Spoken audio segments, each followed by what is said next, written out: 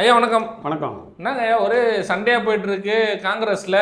ராகுல் காந்தி அமைதியாகவும் இருக்காரு. என்னதான் பிரச்சனை, எப்போ தீரும்?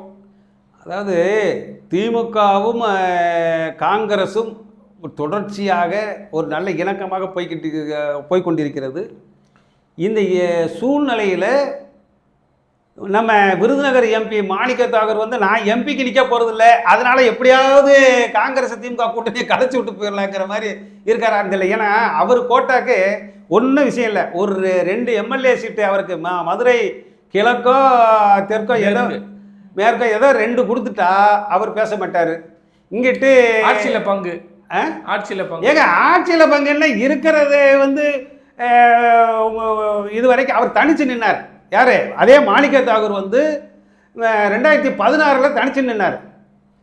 மொத்தம் ஓட்டு வாங்கினதே 10,000 ஓட்டு வாங்கினார் காங்கிரஸில். அதுவும் பெருந்தலைவர் காமராஜர் பிறந்த மண்ணில் வெறும் 10,000 ஓட்டு தான் வாங்கினார். இன்னைக்கு அவர் என்ன பேசுகிறாரு, திமுகவை ஆகும்னு என்னமோ பேசியிருக்காரு. ஏதோ ஒரு 4,000 ஓட்டு வித்தியாசத்தில் இப்போ ஜெயிக்க வச்சிருக்கிறாங்க. ஏதோ காங்கிரஸ் தமிழ்நாட்டில் ஏதோ இருக்குன்னு காமிக்கிறதுக்கு, இந்த கொடியை பிடிக்கிறதுக்குன்னு இருக்குன்னா அந்த திமுகவுடைய ஆதரவுனால தான் இன்னைக்கு அந்த கொடி பறக்குது. ஏன் இதே இது கன்னியாகுமரியிலே நடைபயணம் தந்தாரு, இந்தியா முழுவதும் ராகுல் காந்தி நடைபயணம் துவங்கிய பொழுது கன்னியாகுமரி துவங்கி அப்படியே கப்புன்னு கேரளாக்குள்ளே போய் அப்படியே கர்நாடகா வழியாக ஓடிப்பிட்டார். ஏன் தமிழ்நாட்டில் கன்னியாகுமரியிலே நடந்த ராகுல் காந்தி நேராக திருநெல்வேலி திருநெல்வேலியிலேருந்து மதுரைக்கு மதுரையிலேருந்து சென்னைக்கு அப்படி வேலூர் வழியாக அப்படி கர்நாடகா போயிருக்கலாம்ல. அப்போ எல்லாம் உங்களுக்கு திமுகவுக்கு எதிர்ப்பான நம்ம கட்சியை வளர்த்துடக்கூடாதுன்னு உங்கள் அகில இந்திய தலைவர் ராகுல் காந்தி அவர்களே கன்னியாகுமரியிலேருந்து கப்புன்னு திருவனந்தபுரம் வழியாக ஓடிப்பினார். இப்போ இன்னைக்கு நான் எம்பி எலெக்ஷனில் நிற்க போகிறது, இனிமேல் நிற்க போகிறது இல்லை அப்படின்னா அப்படி நிற்க போகிறது இல்லைங்கிறதுக்காக நீங்கள் காங்கிரஸ் இப்போ உடனே தூக்கி நிப்பாட்ட முடியுமா? இது அன்போடு ராகுல் காந்திக்கு கேட்டுக்கொள்வது, நீங்கள் ஒரு அற்புதமான இணக்கமான 40 தொகுதிகளை வென்ற நாடு தமிழ்நாடு.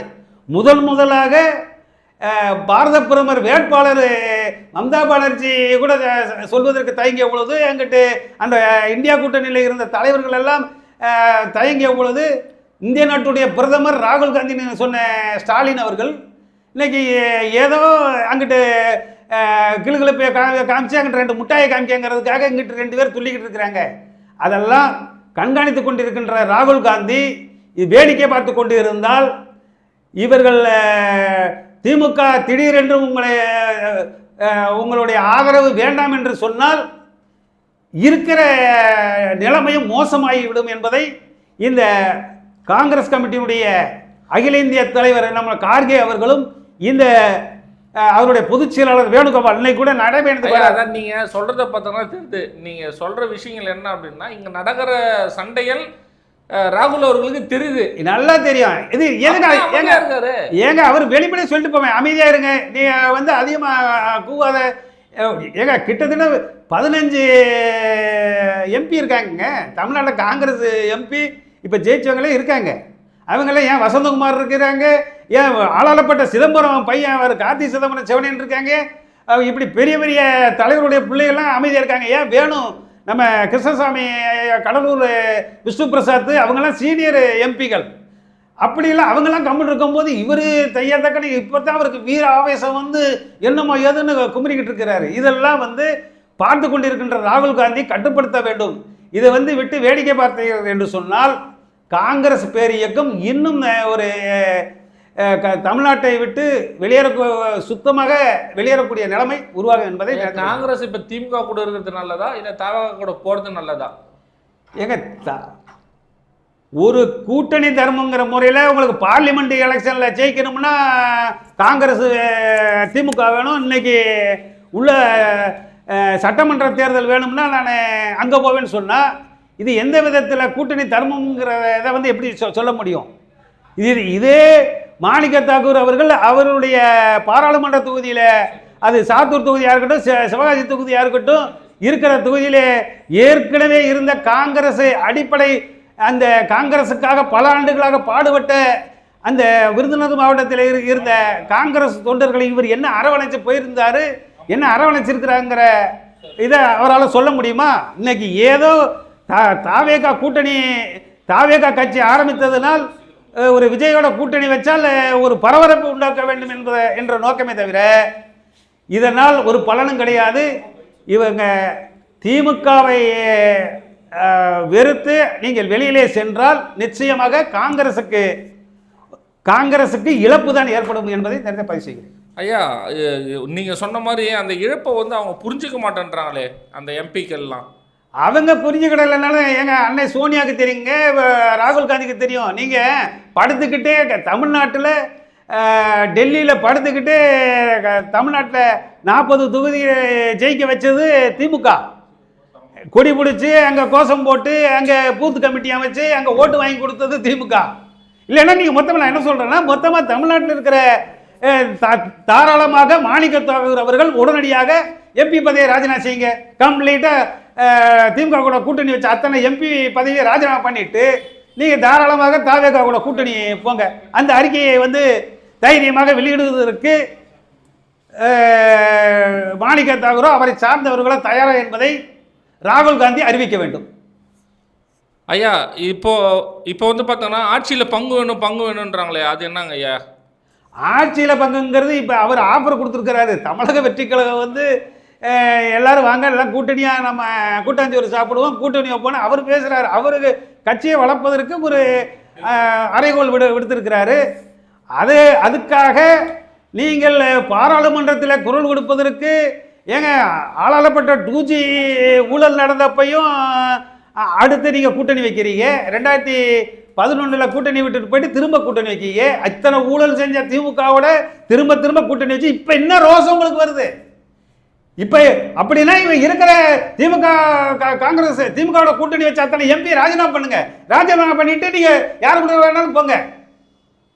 அதை விட்டு போட்டு நாங்கள் திமுக கூட சேர்ந்து பாராளுமன்ற தேர்தல் முடிஞ்சிருச்சு, சட்டமன்ற தேர்தல் நாங்கள் கூட்டணி போவோன்னா அங்கே போயிட்டாப்புல உங்களுக்கு முதலமைச்சர் உட்கார வச்சிருக்காங்களே. அங்கேயும் நீங்கள் அங்கே அடிமை தமிழக வெற்றி கழகம் விஜய்க்கு அடிமையாக நீங்கள் உட்காந்துருக்கணும். உங்களுக்கு என்ன தரப்போகிறாங்க? என்ன 4 மினிஸ்டர் தருவாங்க. நிர்வாகம் யார் கையில் இருக்கும்? அது தமிழக வெற்றி கழகம் ஆட்சி முடிஞ்சா அவங்க கையில் தான் இருக்கும். அப்போட அங்கே அடிமையாக இருக்கு. அப்போட வந்து வெற்றி உறுதின்னு வேற சொல்ல முடியாதுன்னா தானே தாவாக்காக்கு வெற்றி உறுதிங்கிறத விட அங்கே போனாலும் உங்களுக்கு எவ்வளோ தந்துட போகிறாங்க? அதே இங்கே 25 கொடுக்குறாங்கன்னா அங்கே ஒரு 50 தர போகிறாங்க. நீ 50 வாங்கி 25 ஜெயிக்கிறதுக்கு இங்கே 25 வாங்கி 25 ஜெயிச்சுட்டு ஒரு கூட்டணி தர்மத்தை காப்பாற்றி கொண்டு போனால் ஒரு நம்பகத்தன்மை இருக்கும். இதுதான் தமிழ்நாடு மதுக்குடிப்போர் விழிப்புணர்வு பதிவு செய்கிறது. ஐயா, கடைசி ஒரு கேள்வி. ராகுல் காந்தி முதல்வர் ஸ்டாலின் அவர்கள அண்ணா அப்படின்னு சொல்லுவாரு, இவரும் வந்து பிரதர் தம்பி சொல்லுவாரு, வாங்கி கொடுத்தவருங்க. அதான் சொல்லுவாரு. ஏன் இவங்களுக்குள்ள அவர் ஒரு ஃபோன் பண்ணி பேசியிருந்தாலே எந்த ஒரு இதுவும் இல்லையா? ஏன் இந்த பிரச்சனையை மேலும் உருவாக்குறாங்க? ஏங்க இப்போ அவருக்கு வந்து சீட்டு எக்ஸ்ட்ரா வேணும். தமிழ்நாட்டுக்குள்ளே மட்டும் தேர்தல் நடக்கலை. இப்போ வந்து கேரளா, பாண்டிச்சேரி, வெஸ்ட் பெங்கால் ஒரு 5 மாநில தேர்தல் நடக்கு. ஒரு அகில இந்திய தலைவர் அதையெல்லாம் பார்ப்பாரா? இது வந்து கூட்டணி இணக்கமாக இருக்கு, என்னத்தையும் பேசிட்டு போறோம்னு சொல்லிக்கிட்டு அவர் அதை வந்து தெரியும் பார்க்காம இருக்கிறார். நட்பு வந்து விரிசல் ஆகுது இல்லைங்க ஐயா? அதுதான் இப்போ இந்த விரிசலை வந்து உடனடியாக இந்த வாரத்துக்குள்ளே சரி செய்யவில்லை என்றால் மாணிக்க தாகூர் போன்றவர்கள் ஏதோ விளையாட்டுத்தனமாக பண்ணினால் விபரீதமான ஒரு நிலைமை அகில இந்திய அளவில் ஏற்படும். ஏன்னா அங்கே மேற்கு வெஸ்ட் பெங்கால் இன்னைக்கு கூட வந்து பார்த்தோன்னா செல்லும் பிறகு அவர் வந்து சொல்லியிருக்காரு, கட்சியை மீறி இது மாதிரிலாம் பேசக்கூடாதுன்னு சொன்னால் கூட இது மாதிரி வந்து பேசுகிறாங்க அப்படின்ற மாதிரி பாருங்க. ஒரு தமிழ்நாட்டு தலைவருக்கு தெரியாமே இது மாதிரி அது அப்போ இவருக்கே அந்த அதிகாரம் இல்லை. செல்வ பெருந்தகை அவர்களுக்கே ஒரு தமிழ்நாடு காங்கிரஸ் கமிட்டி தலைவர் என்று சொன்னால் இதுவரைக்கும் இருந்த தலைவர்களுடைய கட்டளைக்கு யாரும் மீற முடியாது. அது EVKS ஐயா இளங்கோவன் இருந்த பொழுது, தங்கபால் இருந்த பொழுது, கிருஷ்ணசாமி போன்றவர்களாம் மூப்பனர் ஐயா இருந்த கட்சியெல்லாம் இந்த கட்சி அப்படி கட்டுப்பாடோடு இருந்த கட்சிக்கு இன்னைக்கு ஏதோ அவர்கள் பிதற்றுகிறார் என்று சொன்னால் அவர் இப்போ ஒரு ரவுண்டு போயிட்டு வந்துட்டு இருக்கிறாரு. அங்கே 5 மாநில தேர்தல் எல்லாமே இன்னைக்கு ஒரு இக்கட்டான சூழ்நிலையில் இருக்கின்ற பொழுது அவர்கள் மாணிக்க தாகூர் போன்றவர்கள் குழப்பத்தை ஏற்படுத்துவது அழகல்ல என்பதை ராகுல் காந்தி உணர்ந்து உடனடியாக நடவடிக்கை எடுப்பார். நன்றிங்க ஐயா. நன்றி.